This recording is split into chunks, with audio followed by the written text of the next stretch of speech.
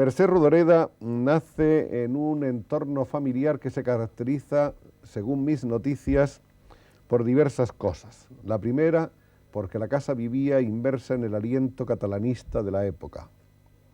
La segunda, porque ella, no sé si lo hereda de sus mayores o simplemente le nace, es una gran devoradora de literatura, sí, de literatura catalana y de literatura de todas clases. Sí. De manera que entre los catalanes creo que sus lecturas más fervorosas de la niñez eran Guimerá, eran Carné, etcétera, etcétera.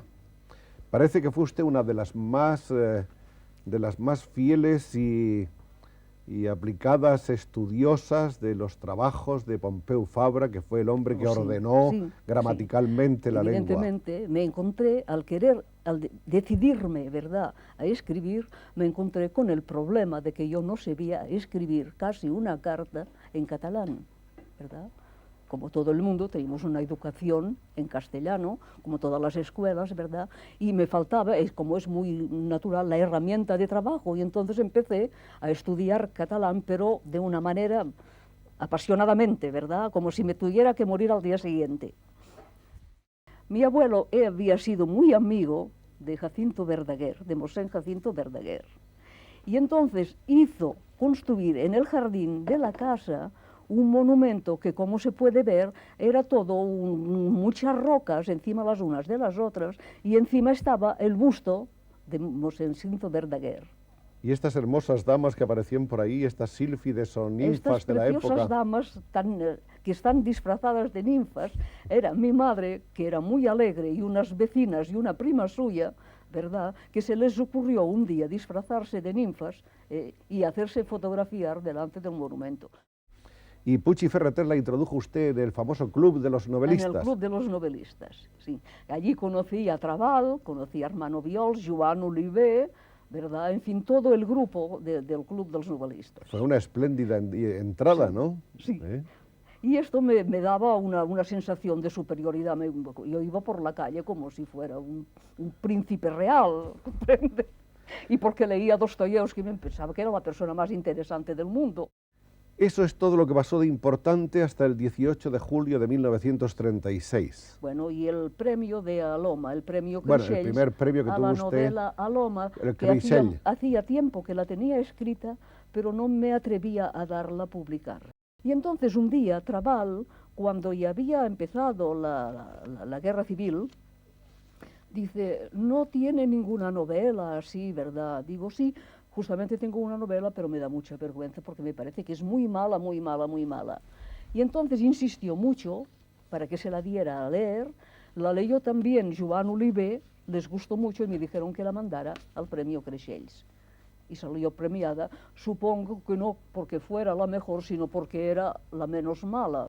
Siempre había la esperanza de que como le diré yo, las potencias extranjeras llegaran a un acuerdo para imponer una paz a España, ¿verdad? Y ese momento no llegó nunca, y la cosa se fue intensificando y cada vez más horrible, hasta que se acabó la guerra y tuvimos que salir de España.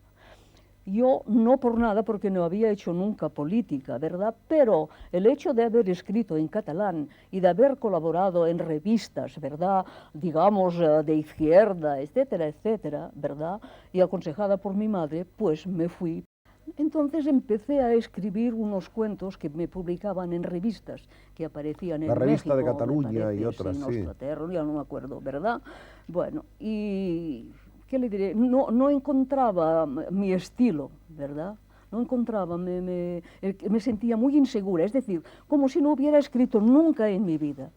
Y supongo que esto fue muy bueno porque durante este tiempo leí mucha literatura francesa, que los escritores franceses tienen un estilo, ¿verdad?, diáfano, una claridad extraordinaria. Y yo supongo que esto me fue muy útil. Y entonces escribí un cuento que se llamaba Tarde en el cine, que es de una chica tonta que explica que va con su novio al cine, ¿verdad? Son un par de páginas. Y La Plaza del Diamante, cuando empecé a escribirla, cogí el estilo del cuento este de Una tarde en el cine. Y entonces me sentí, ¿cómo le diré yo?, segura. Bueno, también había leído, hay que decirlo todo, había leído de El viaje a la Alcarria, de Cela, y especialmente Memorias de un cazador, de Delibes. La Plaza del Diamante es una de las novelas más importantes de las últimas décadas, una de las novelas catalanas sin duda de mayor fuerza. Yo no había estado solo una vez en la Plaza del Diamante cuando tenía 11 o 12 años. Yo tenía unas ganas de bailar locas. Y mis padres, yo era hija única, ¿verdad?, me prohibieron siempre bailar.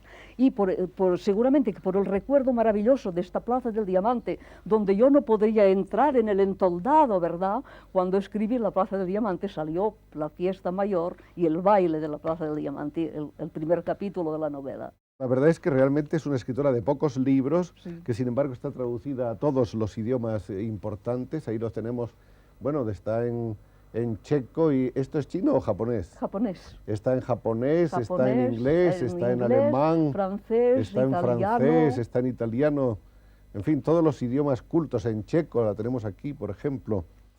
Este libro, que se llama Espejo roto, cuyo título original en catalán es Mirall trencat, y tenemos su versión catalana en su cuarta edición también ahí sobre l'Anaquel, ha sido traducido por un finísimo poeta, por Pere Gimferrer, que ha hecho un esfuerzo realmente muy notable por adecuar las calidades de la narrativa de Mercè Rodoreda a nuestro idioma. Es un capítulo, el 11, titulado Padre e hija, y dice: a su padre, cuando era niña, le gustaba que fuese a decirle buenos días, bien vestida, limpia, con los tirabuzones radiantes. Una mañana que estaba enferma fue a verle a escondidas. Él se la sentó en las rodillas y al cabo de un rato, colocándole la mejilla sobre los cabellos, le dijo: hija mía, hay gente a la que un recuerdo le basta para toda una vida. Ella le preguntó: ¿qué es un recuerdo? Ya lo sabrás, a lo mejor este momento de ahora será un recuerdo para ti dentro de muchos años. Toda mi juventud ha sido una reclusión. Toda su juventud. Y yo me quejaba, decía, este país nuestro no pasa nunca nada, y de este no pasar nunca nada, vino la República, vino la Guerra Civil y vino todo lo que vino. Y me catapultó la Guerra Civil al extranjero, pensando que estaría, pues, ¿qué le diré yo?, 2 o 3 meses y que luego volvería a casa, ¿verdad? Y estos 2 o 3 meses se convirtieron en 24 años.